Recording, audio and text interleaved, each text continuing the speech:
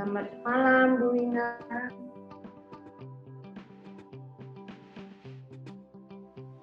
Selamat malam, Bu Niken. Selamat sore. Selamat malam. Bu Ina, ada. Kita tunggu yang lain ya, Bu. Gimana kabarnya, Bu Niken? Baik, sehat. Begitu ya. Tuhan.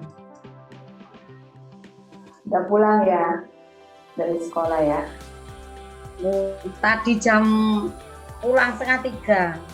Oh, Baru pulang, ada temen yang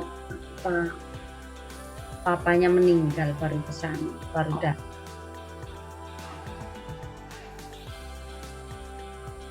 selamat malam, Bu Tati. Selamat malam, Bu Monica. Selamat malam semuanya, Bu Niken, Bu Wina. Maaf, dengar background di belakang aku. Jadi maklum, tiba-tiba muncul suara pengajian.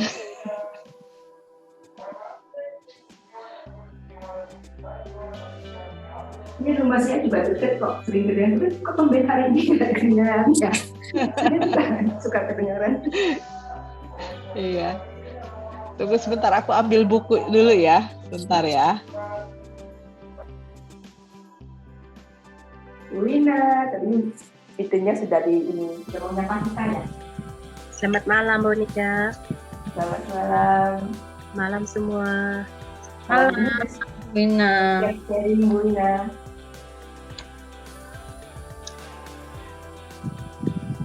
Sudah siap sharingnya? Kita sudah kangen. Kangen tahu nggak, Bu Wina? Ya, Bun, udah dengar, Bu? Kangen. Kata Kangen. Rindu. Tahu. Rindu. Rindu. Ya betul ya, tahu ya. Ya, betul. Nanti Bu Wina ya, yang sharing pertama ya, Bu Wina. Yang pertama, Tentang iman keluarga. Jadi keluarga bukan cuma Bu Wina saja yang percaya sama Tuhan, bagaimana keluarga Bu Wina itu bersama-sama bisa percaya sama Tuhan itu dalam lingkup seperti kemarin Bu Niken dengan anak-anaknya, bagaimana itu nanti ya. ya coba. Iya, nanti kita nunggu lagi yang lain. Coba saya panggilin. Oh, Bu Dina. Oh iya, baru pulang misa, Bu Regina. Kita tunggu aja ya, nggak apa-apa ya. Boleh.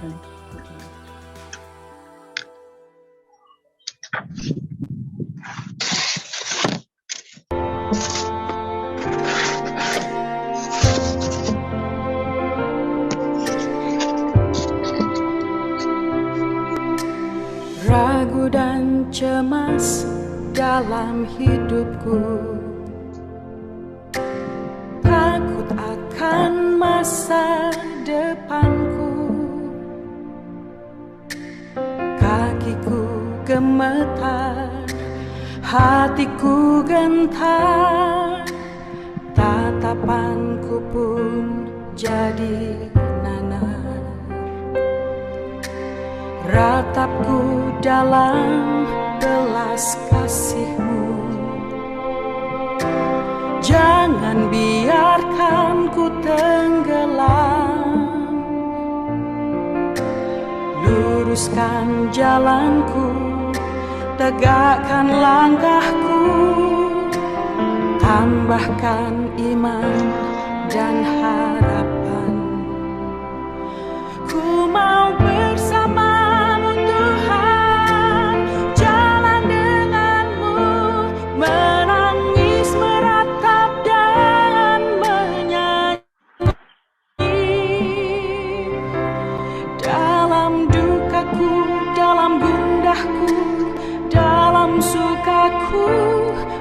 berjalan bersama Tuhan, hatiku jadi tenang.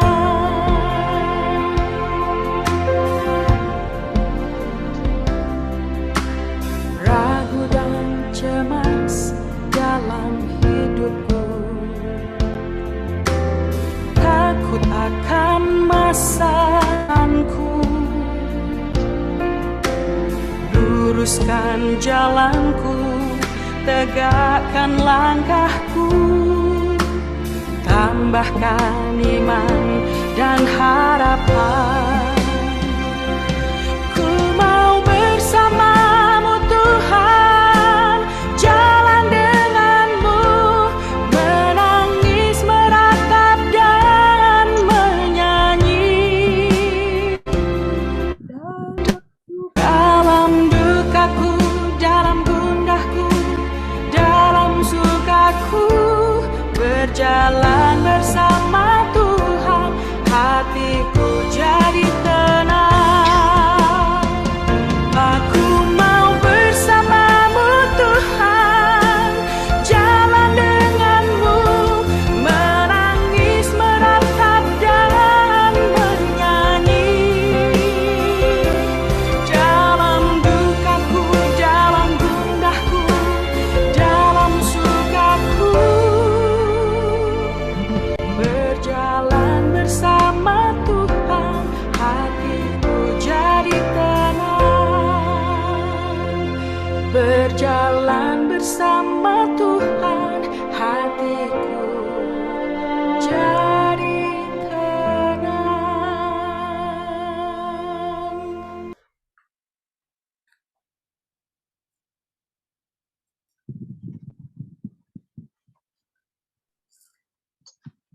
Kan Bu ya? Oke. Mari kita persiapkan diri kita. Kita mohon berkat Tuhan di dalam pertemuan kita ini. Dalam nama Bapa, Putra, dan Roh Kudus. Amin. Tuhan Imaus, berilah kami waktu yang kami perlukan untuk percakapan ini. Bantulah kami untuk melepaskan diri dari kenyamanan dan kesibukan pekerjaan untuk sepenuhnya hadir bagi setiap orang di sini. Semoga kami tidak tergesa untuk berbicara. Berilah kami kebijaksanaan untuk mendengarkan dengan tenang, merasakan makna, posisi dan keinginan setiap pembicara, untuk mengetahui apakah kami harus diam atau berbicara. Bebaskan kami untuk mendengarkan tanpa prasangka, untuk memperlakukan setiap pembicara dengan setara. Jagalah kami agar penuh perhatian dan pengertian akan pokok pembicaraan yang diangkat, jujur dalam berpendapat, dan menghormati pendapat yang lebih baik. Bantulah kami untuk menjaga pengalaman doa setiap pembicara dengan hormat, bakat dan iman mereka dengan lembut, dan menyalakan mereka dalam cinta kepada Pencipta dan Tuhan, dan melayani mereka baik dengan bahasa tubuh maupun kata. Biarkanlah Roh Kudus turun atas lingkaran ini dengan anugerah berlimpah. Akhirnya berilah kami kerendahan hati yang sedalam-dalamnya untuk menjadi sederhana ketimbang cakap, sebagaimana Engkau telah bersikap demikian terhadap kami semua. Amin. Dalam nama Bapa, Putra, dan Roh Kudus. Amin.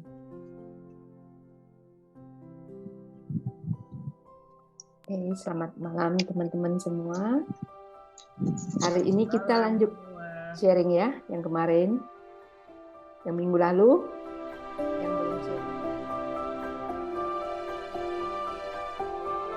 Dan lebih kepada bersama Tuhan selalu kepada doa sejalan macam Sebab saya percaya bahwa Tuhan itu maha mengetahui dan Dia tahu akan kehendak dan kemauan kita, dan Dia sedang mendengar dan Dia akan membuka jalan untuk setiap persoalan, setiap kesulitan yang kita ada, baik dalam keadaan apa sekalipun. Dan itu saja sharing singkat dari saya. Silakan Bu. Terima kasih Bu Wina. Luar biasa ya. Buat menumbuhkan iman kita ya. Meskipun di lingkungannya ada saudara yang ini justru Bu Wina tidak tergoda, malah menguatkan mereka. Ya, Bu Wina ya. Ya benar Bu. Tadi pertanyaan Padri itu bagus banget ya. Buat ke kakak Bu Wina itu, apakah sudah mendoakan belum ya? Nah itu pertanyaan juga untuk kita belajar. Buat saya untuk belajar juga, belajar mendoakan, bawa dalam doa semuanya. Ya betul Bu Wina. Terima kasih Bu. Betul. Terima kasih Bu Wina untuk sharingnya. Karena yang hadir ini, ya Bu Wina. Maaf kalau nggak ngerti ya Bu. Ngerti Bu, ngerti. Coba kita tanya yang lain ya. Bu Tati ngerti nggak Bu? Ngerti banget. Ngerti gitu. Walaupun bahasanya banyak campur dengan bahasa Melayu ya, mungkin ya. Ya memang bahasa Melayu Bu. Tapi sedikit-sedikit, kecil-kecil, tapi sedikit-sedikit, tapi poinnya ngerti bahwa okultisme atau kuasa kegelapan itu terjadi, dan keluarga Bu Wina berusaha berperang melawan itu semua, dan bagus itu karena bersatu dalam berperang melawan itu. Nah itu yang luar biasa. Itu sih dari aku. Mengerti Bu Wina. Makasih nggak ngerti PM ya, nggak ngerti boleh chat. Itulah bahasa roh Bu Wina sebetulnya. Bahasa roh itu walaupun berlain-lainan tapi satu sebetulnya bisa dimengerti oleh semua. Makasih mengerti semua. Bu Nika mengerti kan Ibu? Mengerti. Tuh. Kan sering nonton Upin Ipin jadi mengerti. Oh, Upin Ipin tadi. Bahasanya kan sama. Bu Regina mengerti ya Bu?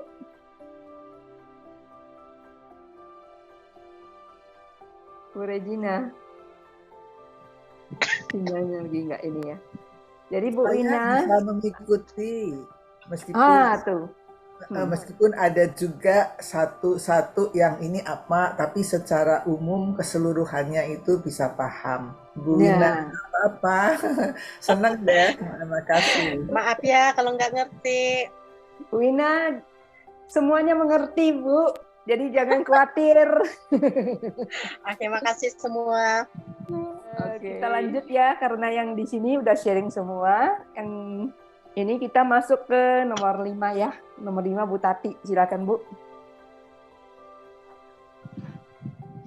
Oke, nomor 5 kan temanya kita tuh tema 3 ya, memahami kitab suci perjanjian baru. Nomor 5 itu halaman 17. Walaupun tadinya aku sempat bingung waktu Bu Monica bilang halaman 11, terus aku bilang oke, di bukuku kok beda gitu kan, tapi pas aku baca oh sama pertanyaannya. Jadi pertanyaan itu yaitu tentang berilah penjelasan singkat mengenai Injil Matius berkaitan dengan penulis, situasi jemaat, dan pesan pokok. Nah ini agak panjang nih, tapi semoga bisa dipahami, dan kalau ada pertanyaan monggo ya ditanyakan ke aku. Jadi kalau dari Injil Matius sebetulnya aku agak sedikit flashback. Injil Matius itu bertujuan menunjukkan bahwa Tuhan Allah itu telah menggenapi janjinya kepada Israel melalui kisah kelahiran, hidup, dan juga kematian, dan termasuk juga kebangkitan Yesus. Jadi Injil Matius itu juga termasuk yang paling panjang dari 4 kitab ya yang ada ditulis oleh Matius, Rasul Matius. Terus Injil Matius di sini juga dimulai dengan kisah bahwa Yesus itu anak Daud, raja yang paling dikenal, anak Abraham, dan di sini juga mulai titik awal dari Israel, bangsa Israel atau bangsa Yahudi, dan juga di sini menceritakan bagaimana Yesus itu adalah keselamatan. Yesus juru selamat, ya, diperlihatkan dengan seluruh karya Yesus dan pengajarannya, di mana di sini dibagi menjadi 4 atau 5 bagian kalau di Matius, ya. Terus di sini juga dalam pengajarannya di kitab Matius ini itu diakhiri dengan bahwa adanya Paskah dilakukan, terus hidup Yesus itu juga diberikan untuk umat manusia, ya. Dan di sini kalau aku lihat pendapat aku bahwa Matius itu menjadi saksi nyata dalam tulisan-tulisannya bahwa Yesus itu real, Yesus itu nyata, ya, dan itu dikisahkan dari kitab Matius ini. Nah, jadi kalau dari latar belakang penulisnya, ya, Injil Matius ini ditulis untuk orang-orang Romawi, ya, dan di mana juga bahwa Injil Matius ini ditulis untuk orang-orang yang percaya, yaitu bangsa Israel, bangsa Yahudi, ya. Nah, ini menjadi nubuatan dari perjanjian lama bahwa Yesus itu adalah Mesias yang sudah dinantikan. Yang tadi aku sampaikan bahwa silsilah Yesus bermula dari anak Daud, Abraham. Demikian juga sampai ada di 2 bab itu kisah silsilah Maria, itu juga dinyatakan di dalam kitab Markus, ya. Nah, terus di sini juga bahwa Injil Matius di situ juga menyatakan bahwa di sini pengajaran daripada Yesus itu juga dituliskan, ya. Nah, di sini tunggu sebentar, aku tulis di sini. Matius menulis Injil ini, ya, di mana ini yang tadi aku sampaikan bahwa ini seperti saksi nyata mengenai kehidupan Yesus, meyakinkan kepada kita semua yaitu bahwa Yesus adalah anak Allah yang dinubuatkan dengan perjanjian lama, dari perjanjian lama sampai dengan kisah Yesus itu dibangkitkan dan kita merayakannya dalam Paskah atau Hari Raya Kebangkitan, ya. Di sini juga dinyatakan bahwa ada suatu peristiwa bahwa bangsa Israel itu sempat juga menolak Yesus dengan kisah penderitaan Yesus, ya, di mana Yesus itu disalibkan, Yesus itu disiksa, semua segala macam itu, dan itu diceritakan juga di kitab Matius ini.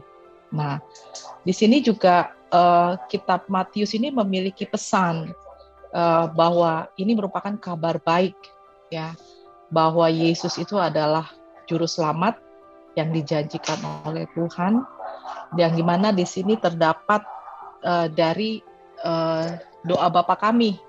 Doa Bapa kami itu ada di Injil Matius ini. Nah, disitulah kita bisa melihat bahwa Injil Matius ini memuat suatu kabar baik. Penulis daripada, kalau aku nggak salah, penulis daripada Injil Matius ini adalah pemungut cukai, dan dia ini ditulis tahun 66 atau tahun 6 tahun 60 ya setelah Yesus, dan ini kalau dari sejarahnya itu jaraknya yang paling dekat dengan kisah daripada peristiwa Yesus hadir di dunia. Nah, karena itulah Injil Matius ini menjadi salah satu kitab kanonik yang diakui oleh kita ya di Katolik dalam hal ini. Mungkin itu dari aku, Bu Monik, semuanya. Terima kasih, Bu Tati. Yang lain gimana, Bu Niken? Ada pertanyaan? Ada pertanyaan atau mau menambahkan? Silakan, Bu Ina, Bu Regina, silakan. Lanjut dulu, Mbak. Bu Ina, gimana Bu Ina? Dari yang disampaikan Bu Tati bisa bisa dipahami. Tidak ada soalan, Bu. Ya, ada yang mau ditanyakan atau mau nambah lagi yang melengkapi punya Bu?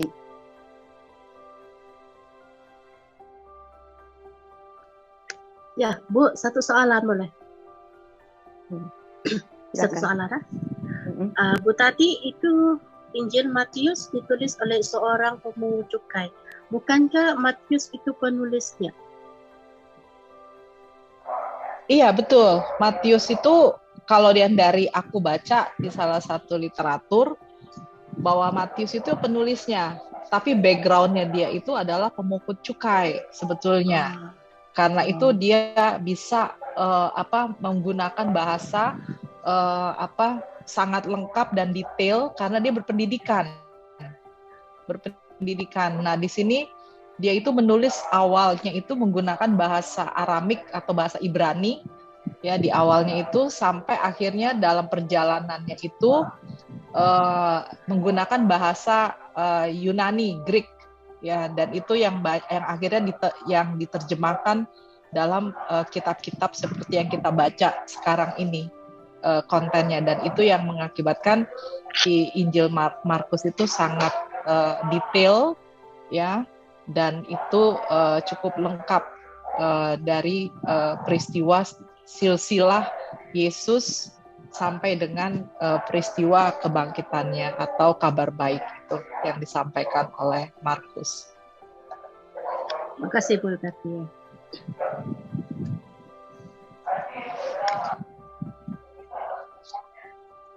Bu Regina, kalau Bu? Dari jadi sebetulnya ada banyak sih bahwa dari ke-12 rasul itu ya, dan di sini memang Markus itu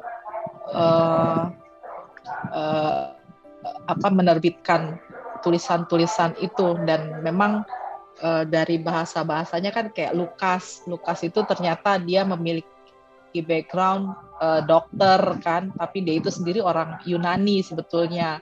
Nah, itu tidak ditulis berbarengan dengan pada saat Yesus. Lukas sendiri tidak pernah hadir pada saat Yesus ada di sini. Nah, jadi masih banyak suatu sejarah yang dimana ini pembuktiannya sangat luar biasa ya sampai dengan saat ini.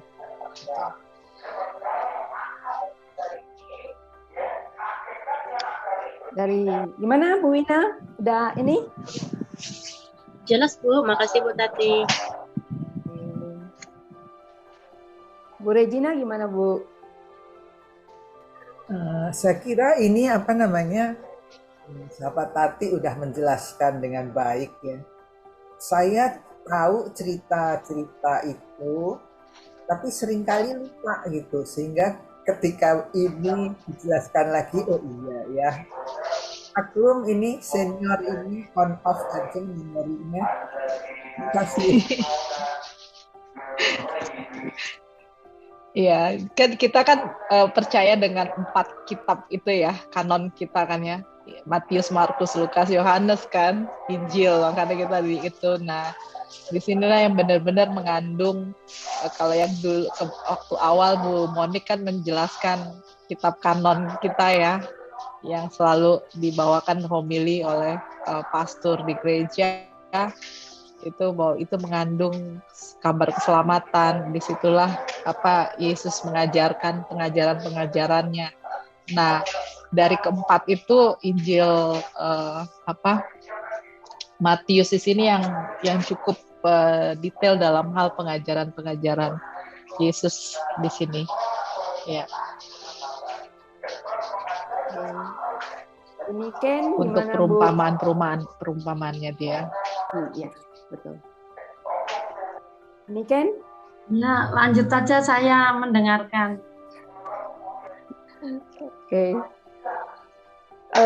Saya cuma nambahin di doa Bapa kami di Matius 6 ya, Matius 6 ayat 9 sampai 13, doa Bapa kami di situ, terus khotbah Yesus di bukit, termasuk pencobaannya Yesus juga ada di situ ya. Jadi baptisan awal Yesus, silsilah dan kelahiran Yesus. Nah, untuk Maria itu diceritakan di Matius di bab 1 dan bab 2, itu cukup detail ya untuk cerita tentang Bunda Maria di Injil Matius.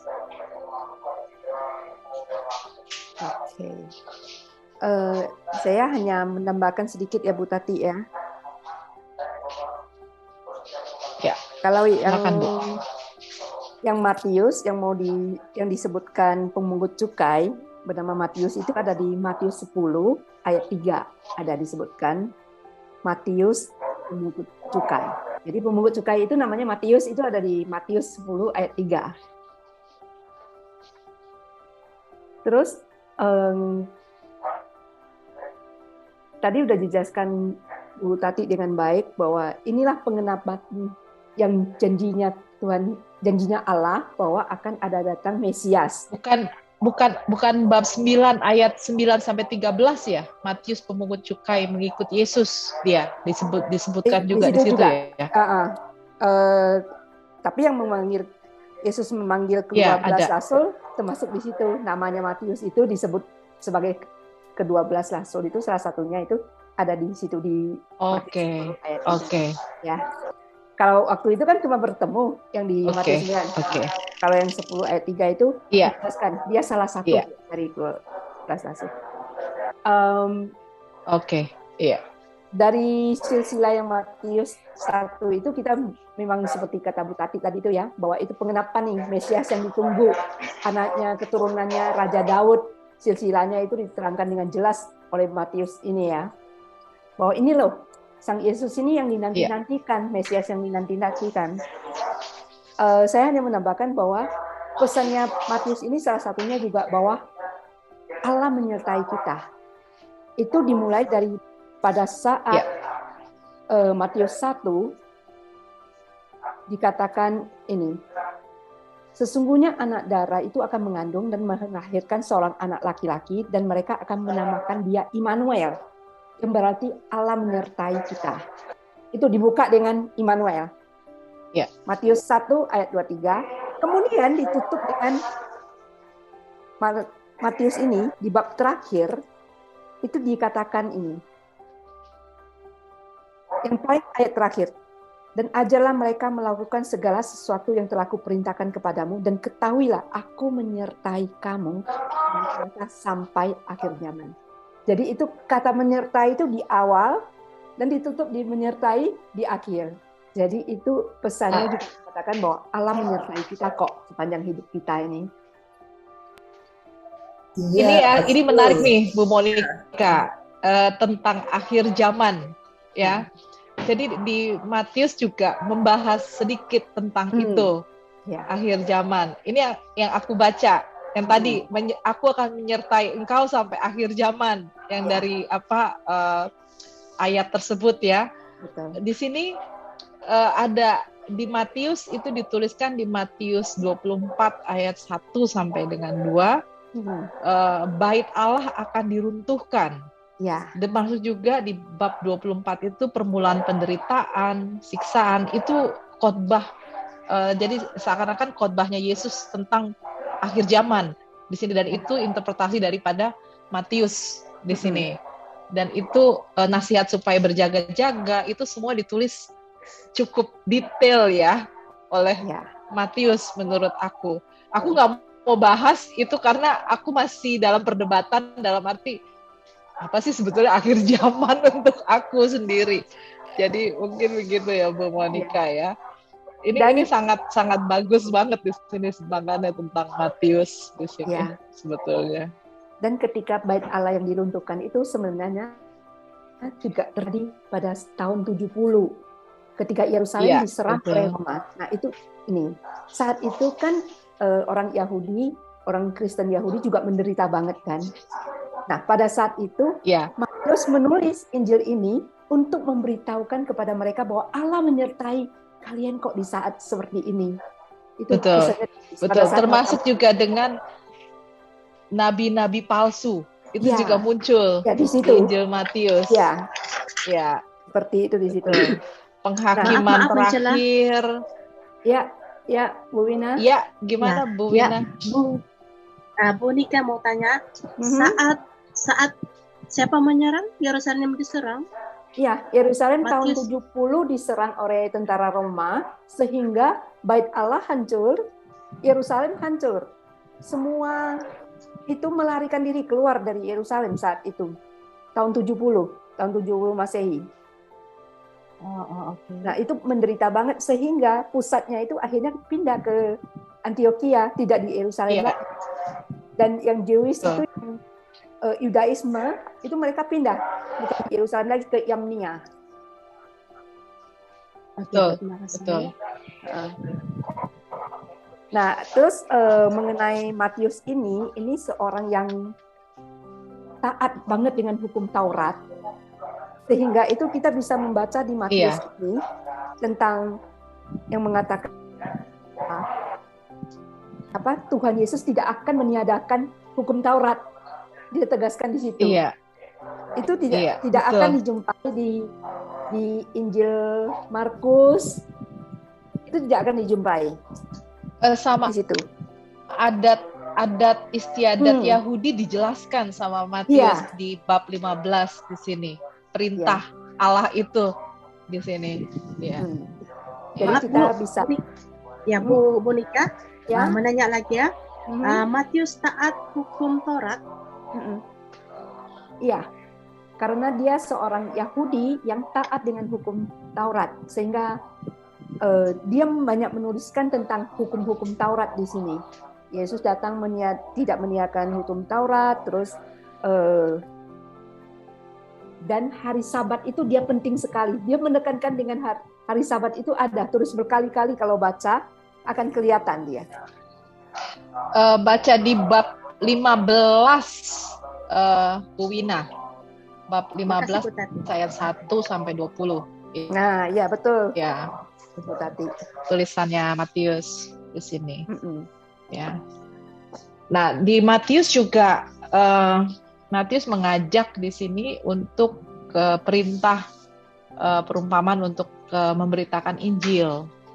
Jadi Matius juga mengajak sebagai pengikut untuk memberitakan Injil, tulisan-tulisan atau perintah-perintah Yesus itu untuk diberitakan sebagai yang tadi aku bilang kabar baik keselamatan itu kepada tidak hanya orang-orang Yahudi tapi kepada semua orang itu diberitakan. Nah, itu di bab terakhir bab 28. Nah, dia menceritakan itu. Kita bisa melihat bahwa Matius itu juga untuk orang, bukan cuma hanya untuk orang Yahudi, juga untuk orang bangsa asing. Kita melihat satu-satunya yang cerita itu orang Majus. Orang Majus yang datang menyembah Tuhan Yesus itu orang asing kan, orang Majus ini kan ya. Nah, diceritakan oleh Matius bahwa orang bangsa asing pun akan datang menyembah Tuhan Yesus itu. Terus Matius betul. Ini orang Yahudi yang harusnya patriarki banget ya, yang mengutamakan laki-laki kan ya. Iya. Nah, di silsilahnya dia keluar nama perempuan. Ada beberapa nama perempuan, tapi perempuannya itu siapa? Bangsa asing juga. Disebutkan Ruth, bangsa asing, ya kan? Iya, Ruth, betul, Ruth, ya. Itu masuk Tamar. dalam silsilahnya Maria kalau nggak salah. Itu yang di bab 1, bab 2 itu kalau nggak salah. Ada Tamar, Monica. ada istri, iya, ya bab betul. 1. Ada betul. Istri Uria, ya kan? Yang disebutkan itu. Istri Uria. Iya. Iya, betul. Ada beberapa perempuan yang disebutkan di situ yang mereka berasal dari bangsa asing. Nah, persamaan perempuan-perempuan ini, ya, satu, orang Yahudi kan dulu gak suka sama bangsa asing. Tapi disebutkan itu, mereka diberi kehormatan dalam silsilahnya Tuhan Yesus. Itu. Kedua, dari 4 perempuan ini, yang berbeda apa juga dengan orang umumnya? Perkawinan mereka. Coba lihat. Perkawinan mereka itu tidak seperti orang umumnya. Nanti dicoba dilihat tuh. Antara si Ruth dengan si Boaz. Ruth disebutkan istri Uria, anaknya Salomo disebutkan. Kemudian ada Rahab disebut, itu Tamar. Rahab, iya. Tamar disebut. Iya. Itu dikatakan bahwa Tuhan Yesus pun lahir dari seperti begini. Jadi kita nggak bisa judge siapapun itu. Silsilah mereka dari bangsa asing yang dianggap orang rendah, perkawinan yang dianggap maksudnya tidak serasi atau bagaimana. Tuhan Yesus berasal dari yang silsilah yang begini. Bukan silsilah yang sempurna, perfect, yang seperti, enggak. Itu. Jadi kita diajak bahwa silsilah bagaimanapun kita dari manapun atau orang dari manapun kita tidak menjudge mereka, ya. Betul. Dan kemudian yang Tuhan Yesus yang tadi saya mengatakan Immanuel, Allah menyertai. Di Matius tidak dikatakan Yesus terangkat ke surga. Coba. Iya, tidak dinyatakan seperti itu. Tidak ada tulisannya. Ya. Itu artinya bahwa Allah itu menyertai kita, tinggal bersama kita, ya. Seperti itu, pesan-pesannya seperti itu. Itu yang saya tambahkan, saya iniin. Mungkin ada yang lain, mungkin mau tanya, mau diskusi lebih menarik. Tapi Bu Monica, ada satu ya, mungkin aku tambahin lagi di sini Bu Monica. Ya. Tentang bagaimana Matius itu sangat taat ya dengan silsilah budayanya dia ya, atau rumpunnya dia, karena ada peristiwa di mana dia menulis Yesus itu merayakan Paskah. Paskah itu bukan peristiwa Paskah yang kita lakukan setelah Yesus itu mati sebetulnya kalau di bangsa Yahudi. Jadi Passover itu, Paskah itu dilakukan, memang itu menjadi hari Sabat Paskah, ya, Jumat apa sih yang gitulah di adat Yahudi ya. Yang itu sangat berbeda dengan itu berbeda dengan Paskah kita saat ini setelah kita itu Yesus itu mati dan bangkit sebetulnya. Betul. Ya. Yang mereka merayakan dibebaskan dari perbudakan di Mesir waktu itu ya. Nenek betul. Dan itu ditulis oleh Matius di sini bahwa ada tulisan bagaimana Yesus itu karena orang ya termasuk dalam silsilah tadi bahwa Yesus adalah Israel Yahudi dengan anak Daudnya dia Abraham. Yesus itu merayakan Paskah dan itu dan di Matius 26 ayat 17 sampai dengan 25 makan Paskah dengan bersama-sama dengan murid-muridnya di sini. Betul. Dan mungkin itu yang aku mau tambahkan sedikit. Betul. Kalau yang mau baca lebih mendalam, Matius juga memberi peran besar kepada Petrus. Jadi bagaimana Petrus menyangkal Tuhan Yesus di situ. Petrus berjalan di atas air yang untuk ini ada di sini. Jadi makanya Injil Matius ini sering dianggap Injil gereja karena menokohkan Petrus sebagai suksesinya nanti, yang suksesinya dari Tuhan Yesus yang untuk gereja kita. Itu. Kalau di yang lain itu lebih tokoh Petrusnya nggak sampai seininya untuk ditonjolkan. Petrus dan Paulus tidak, bukan gitu Bu Monica? Paulus terakhir. Paulus kan tidak mengenal Tuhan Yesus waktu Tuhan Yesus hidup. Paulus. Iya betul. Tapi pengajaran tulisan-tulisannya itu kan yang akhirnya dikenal juga. Iya. Ini ceritanya dalam pada saat Tuhan Yesus hidup. Jadi. Oh iya, karena tahunnya. Iya. Relasinya dengan Tuhan Yesus. Relasinya, iya betul. Bagaimana Petrus dianggap tokoh utamanya gitu loh. Maksudnya kayak sebagai ketuanya dari pada rasul itu, Petrus sering disebutkan di situ.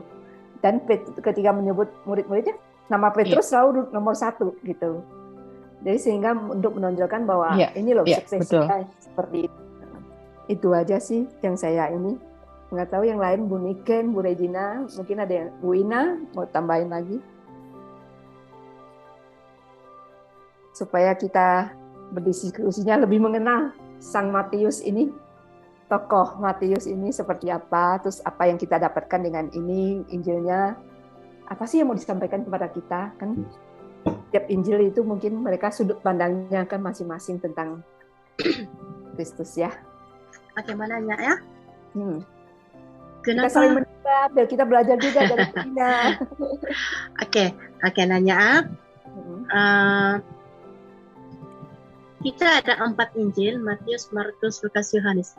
Kenapa Matius yang pertama, bukan Lukas kah, Yohanes kah? Nah, kenapa kita mengambil Matius? Karena apa?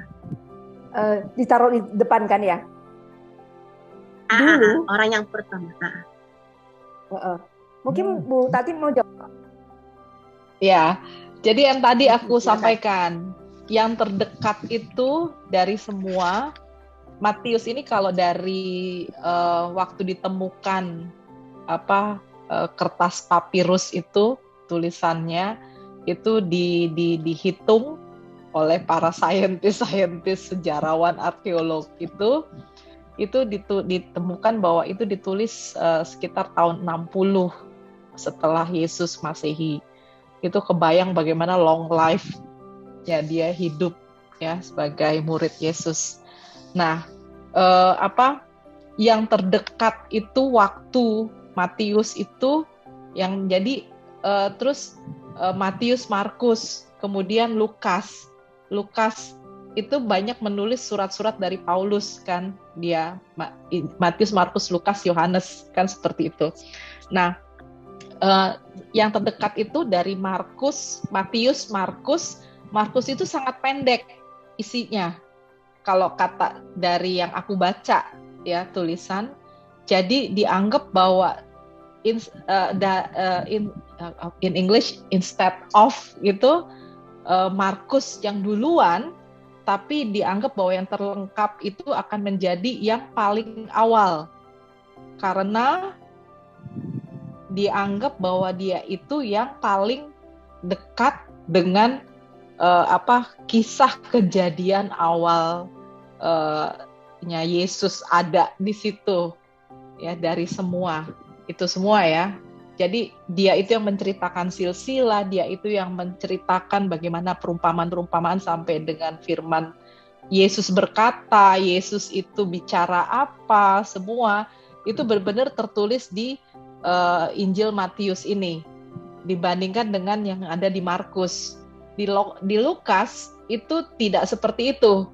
Dia mengutip lagi. Nah, karena itulah akhirnya dinyatakan bahwa Matius itu yang menjadi yang pertama dari keempat Injil kanon ini. Mungkin itu sih Bu Monik dari aku ya. Karena aku lihat dari silsilahnya itu seperti itu. Sebentar ya Bu Tati. Maksudnya empat orang Injil ini dinilai karena penulisan. Iya, tulisannya, betul. Iya, tulisannya. Iya. Bukan Jadi karena isi tulisannya. Isi tulisan. Bukan karena Matius itu iya, isi lebih tulisan dewasa. Kelengkapan. Bukan. Kelengkapan dari isi tulisannya. Itu kelengkapan paham. dan tulisan Matius itu banyak mengandung perkataan Tuhan Yesus secara langsung dan sangat jelas menceritakan silsilah dari awal sampai kejadian terakhir yang tadi perumpamaan semua pengajaran Yesus itu ada di Injil Matius. Sedangkan Markus itu pendek. Ya, dan Lukas itu dia tidak menceritakan secara langsung tapi dia banyak mengutip dari Paulus atau dari surat-surat yang lain sebetulnya. Nah, itu Lukas. Nah, Yohanes juga sama. Dia itu tidak banyak menulis secara langsung yang ada dari seperti Matius ini. Karena itu dianggap bahwa yang terlengkap, yang terdetail itu adalah menjadi yang pertama. Nah, sejalan dengan kemajuan teknologi dan ditemukannya gulungan-gulungan lainnya diteliti lebih lanjut. Yang tadi aku bilang bahwa Injil Matius itu ditulis tahun 60 atau 66 Masehi setelah Yesus itu. Dan itu yang paling awal dari semua dia. Itu. Seperti itu Bu Wina. Terima kasih Bu Tati. Silakan Bu Nika. Saya nambahin sedikit aja. Jadi waktu awal-awal seperti dikatakan ini disusun Matius sebagai nomor 1, Markus 2, Lukas, Yohanes. Lebih dipikirkan tadi Matius itu lengkap banget. Terus ada sambungannya dari Perjanjian Lama. Masih bercerita silsilah, masih nyangkut ke sana. Injil lain kan tidak ada silsilah dengan jelas bahwa dari raja ini. Jadilah Yesus masih ada hubungannya dengan Perjanjian yang lama. Sehingga Matius ditaruh di nomor 1. Baru ke Markus, baru ke Lukas, baru itu. Matius punya ini tadi kita berbicara bahwa banyak adat istiadat, banyak yang dari Yahudi punya, terus bercerita tentang pengenapan bahwa ini loh Mesiasnya, keturunannya Daud loh, masih nyangkut banget semuanya yang di Perjanjian Lama itu ada di Matius. Sehingga untuk connect-nya dari Perjanjian Lama ke Perjanjian Baru, Matius itu tempat yang ada hubungannya, connect-nya kuat itu. Tapi berhubungannya dengan waktu, setelah beberapa tahun seperti kata Bu Tati juga itu ditemukan, akhirnya diketahui ternyata yang paling lama bukan Matius. Paling lama itu Markus. Paling lama ini Markus. Markus itu cuma singkat ceritanya ini. Cuma segitu aja. Nah, dari Matius dia mengambil sumber Markus ditambah lagi dari sumber yang lain. Seperti juga Lukas. Lukas mengambil sumbernya dari Matius, ditambah lagi sumber yang lain. Jadi kalau kita mau baca, kita kalau buka Injil ya, buka Injil, setiap ayat, Bu Ina kalau buka aja, misalnya mau yang mana, selalu ada. Misalnya Matius berapa, akan ada. Di situ ada tulis, di Markus ada. Coba buka aja Matius berapa. Sembarang Matius berapa itu dibuka aja. Misalnya Matius berapa? Matius 23 ayat 37. Matius 23. Oke, Matius 23 ayat 37. Enggak, kita lihat perikopnya. Yesus mengecam ahli Taurat dan orang Farisi. Di atas yang itu ada tulisan Markus enggak? Di atasnya bab 23 itu ada tulis Markus 12, 38 sampai 40. Ada tertulis di situ. Ulang Bu. Di Matius 23, judulnya ada tulis Yesus mengecam ahli-ahli Taurat dan Farisi. Di bawahnya tulisan kecil ada tulisan Markus berapa? Markus 12, 3 sampai 40. Ada? Ada. Nah, Lukas 11 ayat 37 sampai 54. Nah, itu menunjukkan bahwa cerita ini ada di Markus. Cerita ini ada di Lukas. Nah, oleh ahli ditinjau-tinjau, baru mereka berdua, Matius dan Lukas, mengambil sumbernya itu dari Markus. Sehingga ditentukan Markus itu paling tua. Tapi kanon sudah disusun. Matius nomor 1, Markus 2, 3, 4 itu sudah disusun sejak dahulu, tidak diubah lagi. Karena Matius memang paling lengkap dan paling dekat dengan perjanjian lama. Sebagai alurnya, flow-nya itu supaya bisa nyambung, Matius ditaruh di depan. Seperti itu. Bu Wina. Maksudnya petikan Injil yang tulisan kecil tuh. Maksudnya dikutip dari Injil Markus. Iya, di Markus juga ada. Di Lukas juga ada cerita yang sama. Kalau baca seperti itu. Maksudnya Matius yang mengutip. Matius yang mengutip.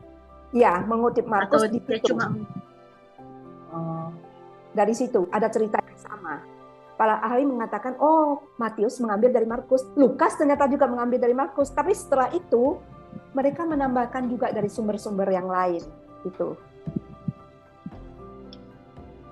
Setelah itu, tapi tidak diubah lagi urutannya. Matius tetap di nomor 1, Markus nomor 2. Ini karena dia berhubungan dekat dengan ini. Jadi kalau ditanya, kenapa Matius ditaruh di nomor 1? Karena Injil dia berhubungan banget dengan perjanjian lama. Ada silsilahnya, ada cerita banyak yang dari perjanjian lama, ada hubungannya dengan Yesus sebagai pengenapan Mesias yang seperti dikatakan Bu Tati itu. Ada di situ. Jadi masih connect flow-nya supaya lebih gampang masuk ke perjanjian baru. Seperti itu. Bu Wina. Dapat? Ya, paham Bu Nika. Dapat. Makasih Bu Nika. Paham ya?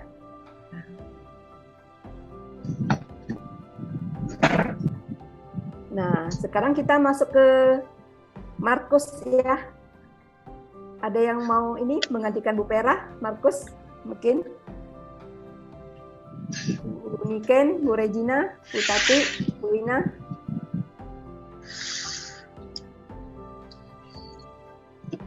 Ada yang dapat nggak Markus?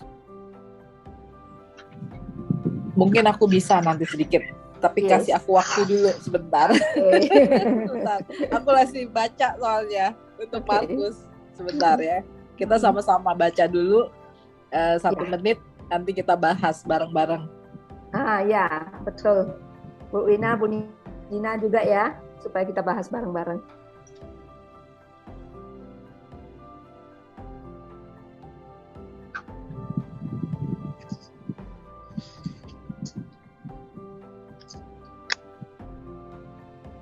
Bu Nika, bareng-bareng itu apa?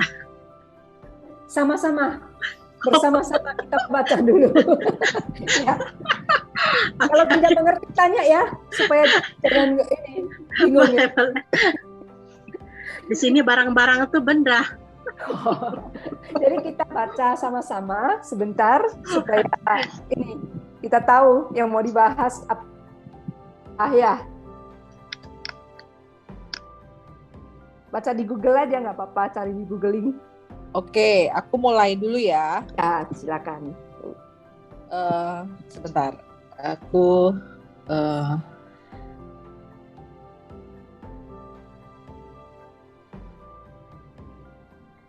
Injil Markus ini ditulis oleh Markus. Nah, ini uniknya, Markus ini disebut juga Yohanes, keponakan dari Barnabas. rekan sekerja daripada Paulus, atau yang sering disebut juga sebagai Simon Petrus. Gitu. Jadi teman terdekatnya Simon Petrus. Nah, kalau yang tadi berdasarkan cerita Bu Monica, kalau aku nggak salah tangkep ya, dan yang aku baca, jadi Markus ini ditulis lebih awal, paling awal, memang benar, dari kitab-kitab Perjanjian Baru. Ya, Markus ini digolongkan dalam kitab Injil sinoptik bersama-sama dengan Matius dan Lukas. Nah ini waktu itu kita pernah bahas kalau nggak salah ya, sinoptik semua segala macam itu udah lama banget awal.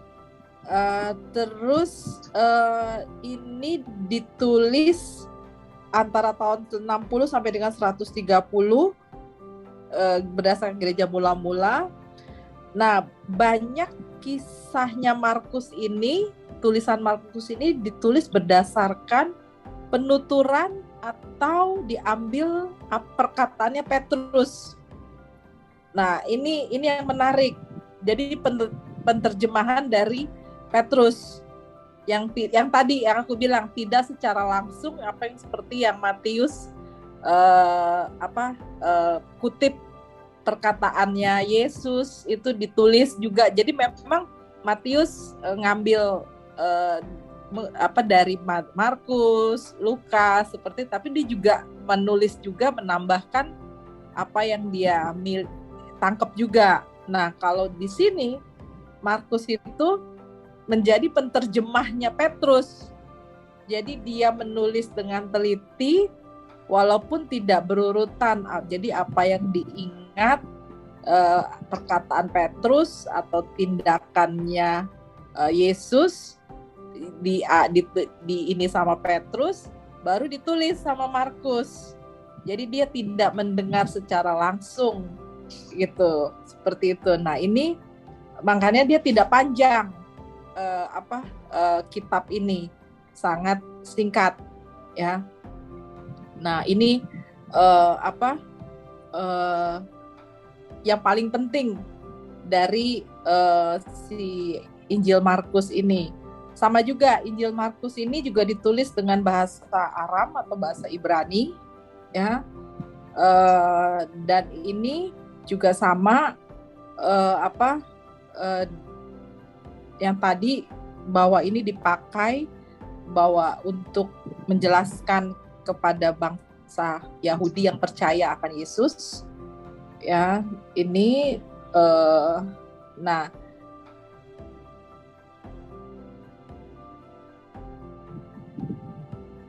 di sini banyak tulis zat mujizatnya Yesus kalau di Markus tulisannya yang dikutip dari Petrus. Nah, ayat-ayat yang terkenal contohnya, mari ikutlah aku dan kamu akan kujadikan untuk menjala manusia. Itu kan Petrus terkenal, dia sebagai penjala ikan ya, nelayan, terus disuruh ikut dan menjadi nelayan untuk menjala manusia. Nah seperti itu. Terus juga tanda-tanda orang yang percaya itu akan mengusir setan demi namaku. Mereka ini akan percaya dengan bahasa-bahasa yang baru, bahasa roh gitu, memegang ular dan minum racun semua segala macam, dan itu akan sembuh. Nah, di situ ditulis di Injil Markus. Terus siapa yang percaya akan dibaptis dan diselamatkan, tetapi yang tidak percaya akan dihukum. Itu semua keluar dari Petrus. Itu mungkin ada terjadi hari Pentakosta itu ya, mungkin. Ini dia mujizat Yesus dan pengajaran Yesus. Contohnya di Markus 2 itu terjadi Yesus menyembuhkan banyak orang. Itu juga di Markus 3 angin ribut diredakan. Itu aku ingat banget waktu Petrus berjalan gitu kan, mau menjala ikan, terus di danau itu terus ada angin ribut, terus Yesus membentak angin itu dan itu diredakan itu di Markus 4. Terus Yesus mengusir roh jahat itu juga ada. Yesus berjalan di atas air, itu yang tadi aku bilang, jadi banyak menceritakan tentang kisah-kisah mujizat Yesus. Mungkin itu yang lebih pokok daripada Markus ya. Terus di sini juga membahas tentang kematian dan kebangkitan Yesus ya, tapi dia tidak membahas tentang silsilah daripada Yesus, daripada Injil Markus ini. Itu yang membedakannya dengan Injil Matius dan Lukas. Mungkin itu dari aku, Bu Monica. Yang lain gimana? Bu Ina, Bu Niken, Bu Regina? Ada yang mau ditambahkan atau ditanyakan ke Bu Tati?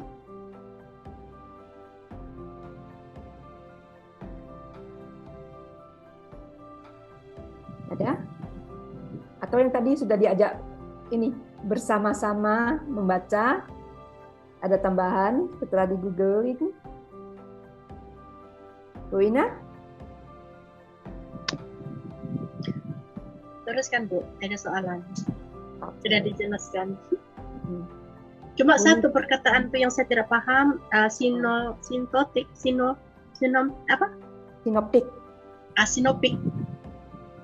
Maknanya apa, Bu? Injil sinoptik. Injil sinoptik itu Injil yang hampir sama. Tadi Bu Tati menjelaskan bahwa Matius, Markus, dan Lukas itu banyak bercerita, banyak yang ceritanya sama, ya kan? Yaitu Injil sinoptik. Kalau Injil Yohanes memang beda. Ceritanya beda. Agak beda. Jadi kalau Bu Ina mendengar atau membaca Injil sinoptik, berarti Injilnya 3. Matius, Markus, Lukas itu. Makasih, Bu.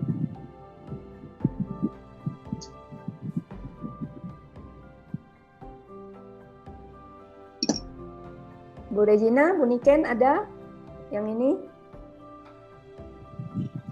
Tidak, Mbak. Oke. Bu Regina? Saya tidak, sudah jelas. Oke. Terima kasih. Saya hanya nambahkan yang ini ya, bahwa Injil Markus juga ditujukan pada orang-orang yang tidak mengerti adat istiadatnya Yahudi, tidak seperti Matius tadi itu. Adat Yahudi dijelaskan, tapi si Markus kita akan bisa lihat di ini. Markus 7 ya.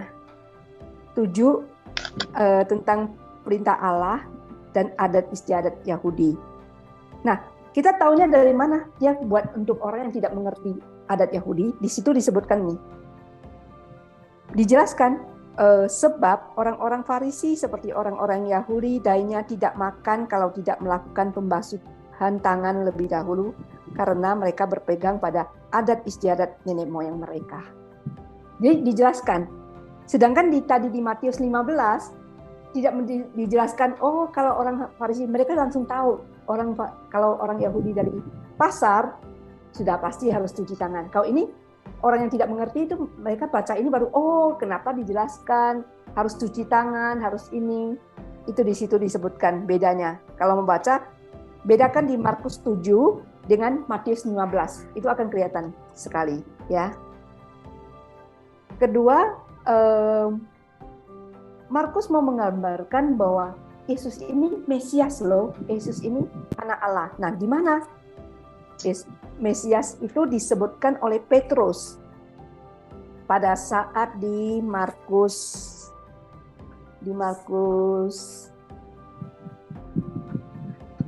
berapa ya?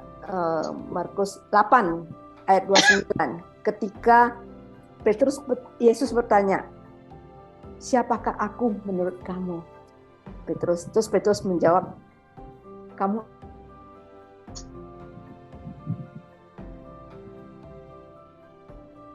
Mesiasnya. Suaranya hilang. Oh, suaranya hilang ya? Iya. Halo, dengar gak? Iya, dengar. Tadi. Dengar ya. Jadi kita mau tahu Markus menyebut Mesias itu di mana? Pada saat Petrus mengatakan engkaulah Mesias. Di Markus 8 itu ketika Yesus bertanya, siapakah aku menurut kamu? Terus Petrus jawab, engkau adalah Mesias. Meskipun saat itu Mesiasnya Petrus masih berbeda pengertiannya dengan Mesias yang sekarang kita pahami ya. Itu masih berbeda. Makanya Yesus ngomong jangan bilang-bilang sama siapa-siapa karena pengertiannya masih salah. Tapi sudah dari mulut sudah terucap ini engkau Mesias. Nah, pada saat itu Yesus menjadi anak Allah, diakui sebagai anak Allah pada saat kapan? Pada saat penyaliban. Ketika pasukan Romawi, kepala pasukannya menyatakan, oh, pada di Markus 15 ayat 39, Markus 15 ayat 39, sungguh orang ini adalah anak Allah. Lewat mulutnya kepala pasukan Romawi yang mengatakan, ini loh anak Allah. Jadi dua itu penyampaian seperti itu. Mesias dan anak Allah melalui mulutnya Petrus dan melalui kepala orang Romawi.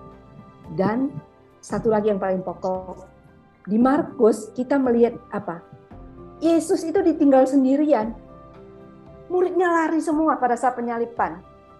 Bahkan di Taman Getsemani, dia sudah sendirian, sudah mulai merasa ini sendiri. Terus setelah itu penangkapan, muridnya bubar semua. Dia disalibkan sendirian. Itu mengatakan apa? Markus mengatakan di sini di Markus 14 bahwa memang untuk itulah dia datang. Di Markus, saya catat nih, Markus 14 ayat 36.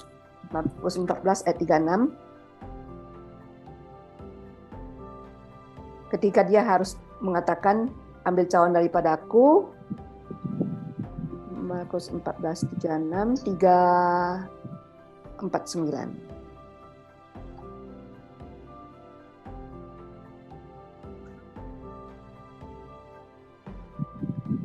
Ini memang dia itu dinyatakan untuk menderita. Murid-muridnya lari semua. Hanya di Markus aja yang menceritakan murid-murid lari semua. Kalau di Lukas masih ada ditemanin waktu dia di Getsemani, ditemani oleh malaikat. Kalau di Yohanes masih ada Yohanes sendiri yang dibawa kaki salib. Tidak, muridnya masih ada. Nah, di Markus itu lari semua dia sendiri untuk mengatakan apa? Memang salib itu harus dipikul oleh Tuhan Yesus. Memang Yesus datang harus melalui penderitaan untuk mengingatkan jemaatnya Markus waktu itu sangat menderita bahwa memang penderitaan ini sebagai seorang pengikut Kristus memang harus dilalui.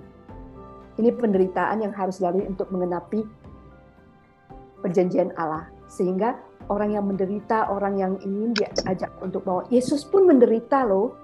Dia ditinggal sendirian pada saat menderita, sendirian, kesepian. Kita pengikutnya kalau mengalami itu, kita harus ingat bahwa Yesus pun saat itu sendirian. Penderitaan yang begitu hebat untuk menunjukkan kita bahwa justru lewat penderitaan, ketika kita mampu memaknainya dengan baik, Allah sedang menggenapi rencananya.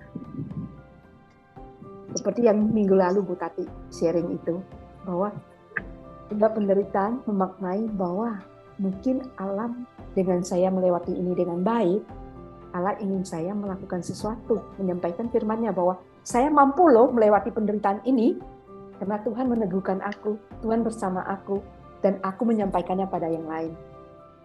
Seperti itu kan. Karena apa? Orang yang mengalami ketika dia menyampaikan kepada orang lain sama-sama menderita, orang itu ya. Tapi buat orang yang tidak pernah menderita mengatakan begitu, kamu nggak mengalami sih. Orang akan ngomongin kamu nggak mengalami, kamu ngomong gampang. Tapi kalau yang menyampaikan orang yang mengalami dan dia mengatakan saya kuat, saya melewatinya bersama Tuhan, orang itu akan mengatakan apa? Oh iya, dia mengalami, ya betul juga ya. Nah itu di balik penderitaan itu kalau kita memaknainya dengan baik, ada suatu tugas yang peran yang harus kita lakukan. Kira-kira seperti itu. tambahan saya. Yang lain silakan. Monica. Aku mau nambahin dulu sedikit. Jadi Injil Markus ini itu yang tadi Bu Monica jelaskan, dia juga tidak ditulis secara kronologis waktu. Jadi dia lompat-lompat. Nah, itu satu ya. Terus hanya Injil Lukas yang menulis secara kronologis waktu sebetulnya. Itu ya, jelas banget karena mungkin dia lebih pintar, lebih cerdas secara background mungkin dia seorang dokter, jadi seorang dokter iya. Jadi ya. Terus di Injil Markus ini juga yang menarik tadi Bu Monica bilang menyampaikan Yesus ditinggalkan oleh murid-muridnya. Tapi di sini aku agak sedikit bertanya-tanya sebetulnya, karena di dalam Injil Markus ini juga sebetulnya Yesus itu sering dikutip memerintahkan murid-muridnya untuk tidak memberitahukan identitasnya sebagai Mesias. Jadi itulah kenapa Yesus menggunakan perumpamaan-perumpamaan untuk menyampaikan pesan-pesannya gitu. Nah, yang tadi karena murid-muridnya itu dengan berbagai macam ragam background, ada yang nelayan, ada yang pemungut cukai, ada yang dokter, ada yang apa, itu jadi mungkin level of IQ-nya atau knowledge-nya berbeda-beda, dan mereka juga akhirnya bertanya-tanya ini maksudnya apa, seperti itu, sampai akhirnya diceritakan di Injil Markus ini bagaimana Petrus itu menyangkal Yesus sampai dengan 3 kali. Itu yang dikutip juga oleh Markus. Di sini juga akhirnya Yesus menjelaskan secara pribadi kepada masing-masing muridnya, menjelaskan dia ini siapa, meyakinkan, dan mereka tetap tidak bisa melihat Yesus itu Mesias, sampai mujizat-mujizatnya juga masih dipertanyakan oleh murid-muridnya ini. Mungkin itu sih yang bisa aku tambahin dari situ. Betul, Bu Tati. Jadi dari sini penjelasan Bu Tati itu betul banget, kita jadi tahu kenapa Markus itu dianggap tulisannya yang paling lama, Pak. Karena nggak beraturan, betul. Kalau dia mengutip dari Matius, harusnya kan lebih rapi, lebih ini ya. Ini kan loncat sana, loncat sini, nggak lengkap, dikit lagi gitu kan ya. Makanya ahli-ahli waktu itu bilang, oh iya, ini yang pertama nih, yang lain baru ambil dari dia. Terus, oh ya saya lupa, Injil Markus ini sering dianggap Injil yang tidak selesai. Jadi nggak selesai sebenarnya. Kenapa? Sebenarnya dia cuma berhenti di Markus 16 ayat 8a. Jadi sisanya itu editor yang menambahkan itu. Yang dari 16b ke bawah itu editor yang ini, setelah semuanya udah lengkap, kok Markus kok cuma sampai situ aja, mereka pada lari keluar meninggalkan kubur itu, nggak sampai ke itu.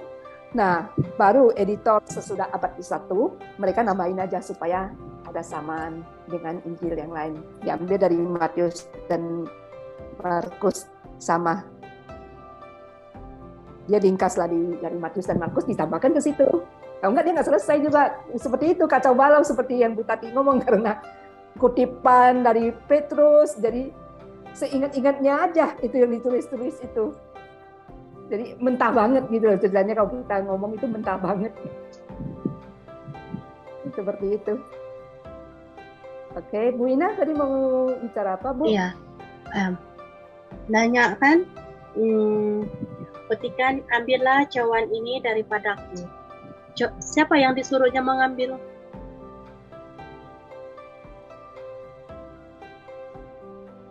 Markus 14, ya.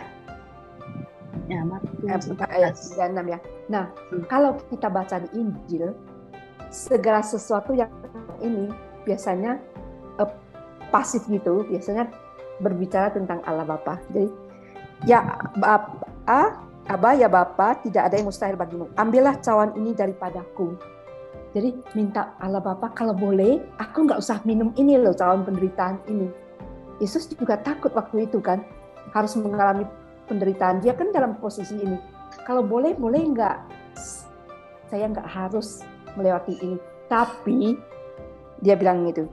Lanjutnya, janganlah apa yang aku kehendaki, melainkan apa yang engkau kehendaki.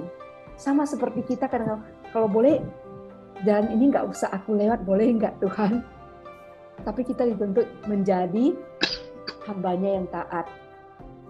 Ya udah, kalau aku harus menjalani, doa kita kan berilah saya kekuatan untuk melewatinya. Seperti Bunda Maria juga. Inilah pada saat, ingat ya, ini yang benar-benar, ini kata-kata ini ya.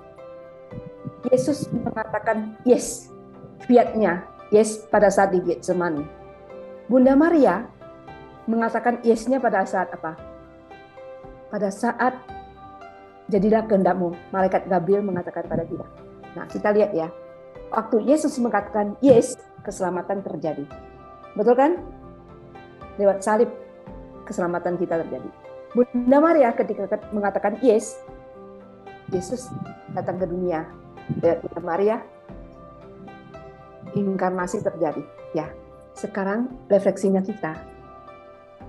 Sudahkah kita mengatakan yes-nya kita pada Tuhan Yesus, pada Allah?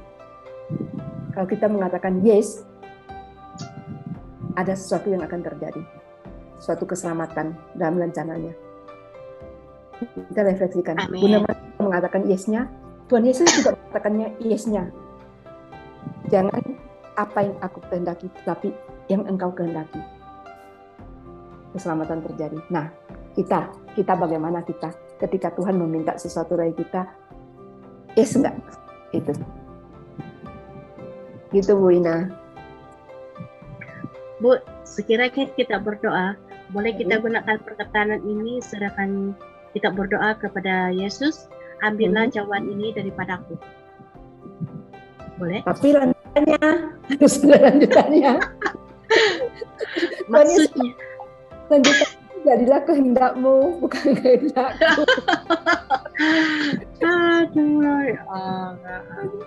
Kita semua juga pinginnya maunya kan yang mungkin ambil perkataannya Bunda Maria aja Bu Wina. Apalah aku ini seorang hamba, jadilah perkataanmu kepadaku. Ini kurang sesuai untuk kita ungkapkan dalam perkataan doa lah. Ya. Jadi ketika udah ngomong itu, jangan ketika kehendaknya Tuhan berbeda. Aku nggak mau. Saya tidak mau nih.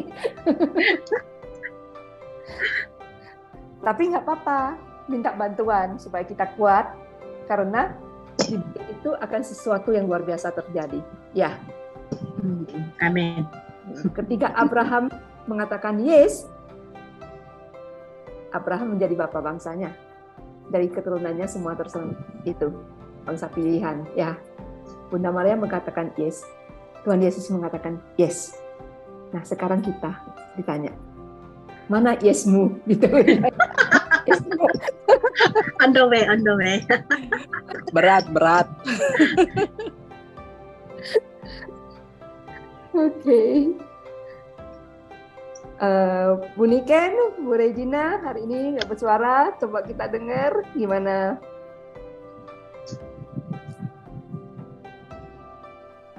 Regina pendengar yang baik malam ini. Oke. Karena kita ini sudah sampai nomor 5 dan 6. Setelah nomor 6 ada sharing lagi. Jadi minggu depan kita sharing lagi dengan tema yang berbeda. Ya. Temanya lihat di buku deh. Ya, ini saya share lagi di grup ya. Ada sharing lagi kita. Bu Ina hadir ya, Bu? Insya Yesus hadir. Oke, siap. Kita senang kalau Bu Ina hadir di sini. Bu Niken ya, kita ini. Nanti setelah 5-6, nomor 7, nomor 8 siapa nih yang mau nih? 7, 8, 9, 10 baru ada sharing lagi. Setelah sharing, nomor 7, nomor 8. Bu Wina ya nomor 7 ya Bu. Dicoba Bu. Iya, googling ya nomor 7. Bagus. Bu Niken nomor 8 ya Bu. Oke. Ya. Bu Regina nomor 9. Oke. Bu Tati nomor 10 ya Bu. Iya. Jadi kita sharing, habis itu ada 4 nomor lagi baru ada sharing lagi. Jadi Bu Wina 7, Bu Niken 8, Bu Regina 9, Bu Tati nomor 10. Oke?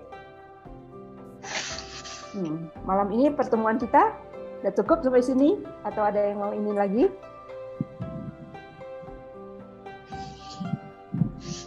Bu Wina, Bu Niken, Bu Regina, Bu Tati gimana? Cukup? Saya cukup. Oke. Seneng ya kita berdiskusi rame-rame gini kan, seneng ya, saling menambah, saling ini. Jadi googling ya semua ya, biar semua meskipun tugasnya Bu Wina, Bu Niken, Bu Regina, Bu Tati, kita googling semua ya, kita cari ya supaya kita sama-sama menambahkan jadi enak ya. Kalau nambah sana nambah sini, jadi saya belajar, Bu Wina belajar, kita semua belajar, Bu Tati belajar, Bu Niken, Bu Regina. Ya. Oke. Jujur ini aku jadi kayak seperti sekolah teologi ya. Sekolah filsafat. Tadi siang aku nanya itu apa pertanyaannya, aku langsung waduh. Ini berat banget, panjang. Gak apa-apa, biar kita ketika baca kita tahu kan waktu itu ngomongnya apa. Iya. Kutipannya kita nggak asal-asalan ya. Cuman merangkainya menjadi pendek itu dalam 5 menit menjelaskan, nah itu yang tantangannya, challenge-nya. Tapi jujur ini sangat menarik untuk aku dan aku suka. Itu aja Bu Monica, teman-teman semuanya. Oke. Kalau gitu jangan 5 menit, kita udah tahu nomornya, kita persiapin ya seminggu ini kita mulai baca-baca supaya makin banyak bahan yang ada. Oke? Oke, sekarang kita share lagu penutup. Bu Ina, doa penutup ya Bu. Boleh Bu. Ya, kata-kata sendiri nanti doa penutupnya.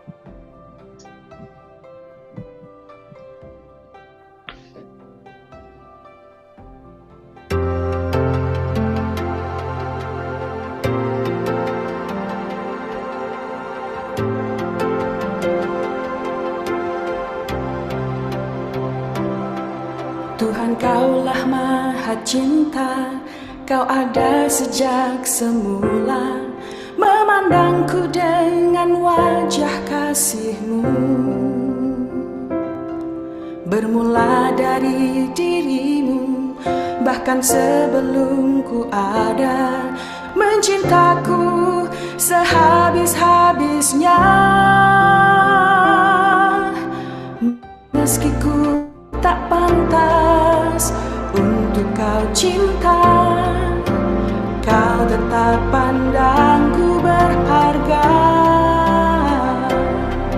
Tak terbatas cinta-Mu, takkan habis kasih-Mu, telah menyala di dalam hatiku. Ajar kami mencinta seperti Engkau padaku, buat kami wartakan kisah kasih Allah.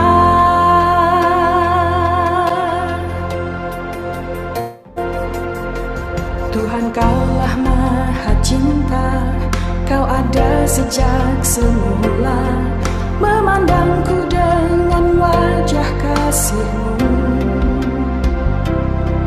Bermula dari diri-Mu, bahkan sebelum ku ada, mencintaku sehabis-habisnya. Meski ku tak pantas untuk Kau cinta, Kau tetap pandangku berharga. Tak terbatas cinta-Mu, takkan habis kasih-Mu telah menyala di dalam hatiku. Ajar kami mencinta seperti Engkau padaku. Buat kami wartakan kisah kasih Allah.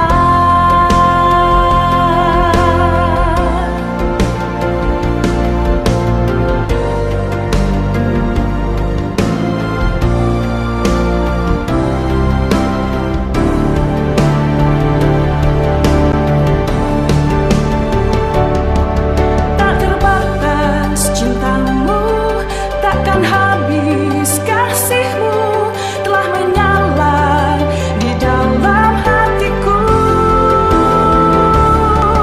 Ajar kami mencinta seperti Engkau padaku. Buat kami wartakan kisah kasih Allah. Kisah kasih Allah. Kisah kasih Allah. Silakan Bu Lina. Kita persiapkan diri. Kita mohon berkat Tuhan dalam nama Bapa, Putra, dan Roh Kudus. Amin. Allah Bapa di surga yang kami kenal melalui Yesus, sekali lagi kami mengucapkan syukur dan terima kasih karena kami percaya bahwa Engkau telah menyertai kami sepanjang pertemuan kami ini. Semoga apa yang telah kami kongsikan bersama dalam pertemuan ini membina dan menguatkan iman kami kepadamu. Mohon kepada-Mu ya Bapa, dengan penuh kerendahan hati agar Engkau mengampuni kami, keluarga kami, dan semua anak-anak-Mu di seluruh dunia.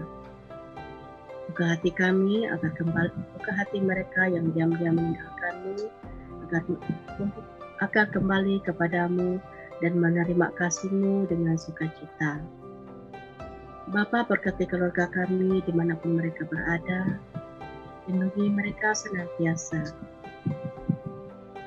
Berkati kami yang telah mendengar sabda-Mu, agar kami menjadi penyalur berkat dan kasih-Mu kepada semua orang di sekeliling kami.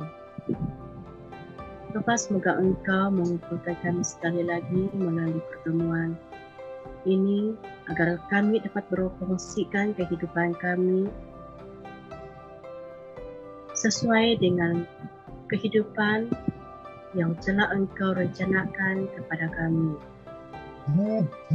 Bapa, semua ini Bapa kami mohon dengan penuh keikhlasan, kerendahan hati.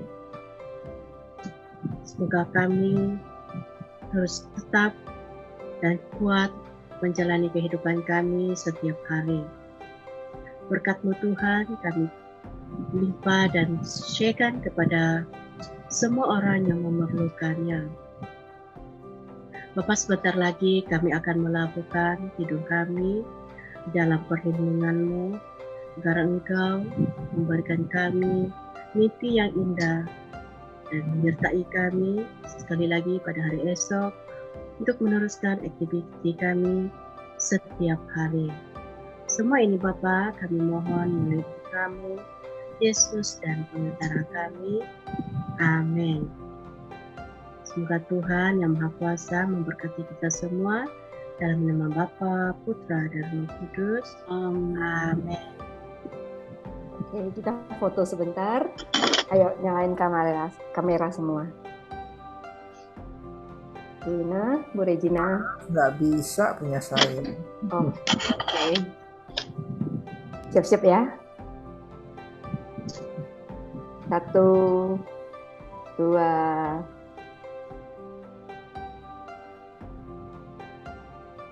3. Oke. Oh ya, ini BBT kita kan angkatan ke-8. Biasanya setiap kelompok itu punya nama.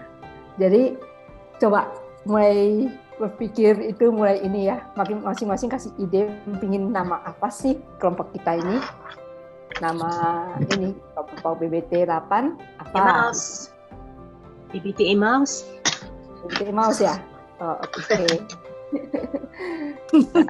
Kita ini ya supaya ada namanya. Oke. AKP. Nanti Trinity. minggu depan kita ajukan masing-masing punya ini. Oke. Ya. Selamat malam. Selamat Sampai istirahat. jumpa. Pamit ya. Terima kasih. Malam.